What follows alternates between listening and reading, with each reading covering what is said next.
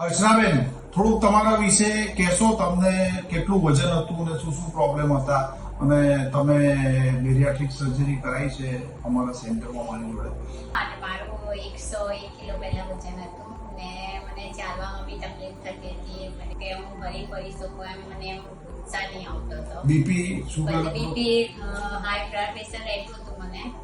આમ ચાલવાને એમાં બહુ તકલીફ થતી. તો બીએમઆઈ વધી ગયેલું ને, 40 થી વધારે બીએમઆઈ ફેટ બહુ વધારે હતી. મારી જીમમાં તો હું રેગ્યુલર જતી હતી, ડાયટ પણ કરતી હતી, છતાં પણ નહીં ઉતરતું હતું અને મારી ફેટ પણ બહુ વધારે વધી ગઈ હતી ને બીએમઆઈ પણ બહુ વધી ગયેલો હતો. હા, એટલે કેટલા મહિના થયા તમારા સર્જરી? મારે 9 મહિના થયા તો મારું 25 kgs ડાઉન છે. Very good, very good. તમને ખાવા પીવામાં કોઈ તકલીફ ના, છે? કોઈ તકલીફ નહીં. ખાલી 1-2 મહિના થોડું પરેજી કર્યું, પછી તો રેગ્યુલર બધું જ ખાવ છો? ખાઈ શકું છું. હા.